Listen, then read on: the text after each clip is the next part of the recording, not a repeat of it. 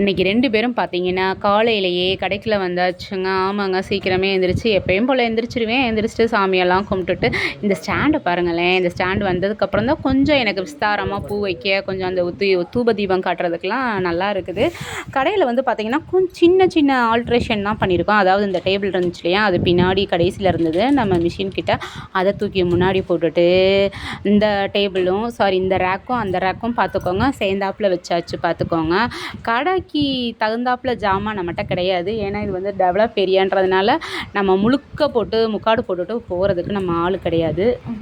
அதுக்கப்புறம் பார்த்தீங்கன்னா, அந்த கோல்கேட்டை வந்து அடுக்கிக்கிட்டு இருந்தேங்க. அதாவது 10 ரூபா பாக்கெட் 20 ரூபா பாக்கெட்டுன்னு, நீ தள்ளு நான் அடுக்கிறேன் அப்படின்னுக்கிட்டு இருந்தார்.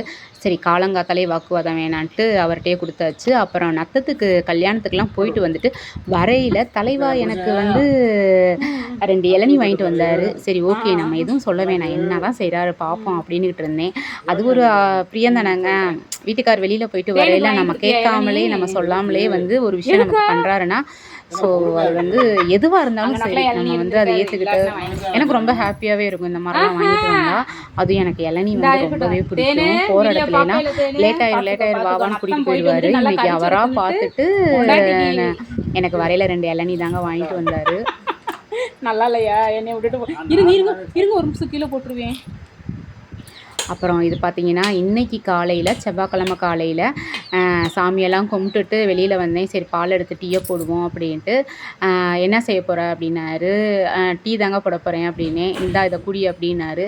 நீங்கள் குடிங்கங்கன்னு. இல்லை நீ குடி அப்படின்னாரு. ஏன்னா நான் காலையில் அப்போ தான் பார்த்துக்கோங்க எம்டி ஸ்டொமக்கில் வந்து அந்த நெய் வந்து உருக்கி வெதுன்னு தண்ணி குடிப்போம் இல்லையா, அது குடித்து ஒரு மணி நேரம் இருக்கும். அதை குடிச்சிட்டு தான் பார்த்துக்கோங்க சாமி கும்பிட உட்காருவேன்.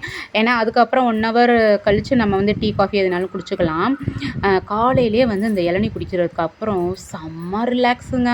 குளிர்ச்சி அந்த சூட்டையெல்லாம் அப்படியே நல்லா தணிச்சிச்சுன்னு சொல்லலாம். அதாவது எப்படின்னா, நமக்கு மலம் வந்து ஃப்ரீயாக போகும். அதிலே தெரிஞ்சுக்கலாம் நமக்கு சூடு தணியுது அப்படின்ட்டு. நானும் குத்தி பார்க்குறேன், அந்த வழுக்க வருவேனான்டுது. இந்த இளநீ பார்த்துக்கோங்க 50 ரூபா அப்படின்னு சொன்னாங்க. நான் கணக்கம்பட்டி போயிருக்கையில் பார்த்துக்கோங்க, இதே இளநீ தான் பார்த்துக்கோங்க 20, 30க்கு விற்றுக்கிட்டு இருந்தாங்க. 50 ரூபாய்க்கு சரியான இளநீங்க. எனக்கு தண்ணி உள்ள இளநியாக கொடுங்கன்னே. அங்கே குடிக்கவே முடியலை. கிட்டத்தட்ட 1.5 லிட்டருக்கு தண்ணி இருக்கும். மெதுவாக பொறுமையாக இயற்கையை ரசிச்சுக்கிட்டே குடிச்சேன்னு தான் சொல்லணும். அடுத்த டைம் போனேன்னா நெக்ஸ்ட் டைம் அந்த இளநீ எவ்வளோ பெருசுன்னு காட்டுறேன். அப்புறம் இன்றைக்கி காலையில் வந்து ரொம்ப சிம்பிளாக வந்து எலுமிச்சம்பழம் சாதம் வச்சு உருளைக்கிழங்கு தாங்க வந்து பொரிச்சேன். 2க்கும் காம்பினேஷன் அல்டிமேட்டாக இருக்கும். இதில் கடலைப்பருப்பை நல்லா ஊற வச்சு தாளிக்கணும். அப்போ தான் வந்து டேஸ்ட்டாக இருக்கும். அப்புறம் நிலக்கடலைப்பருப்பு போட்டு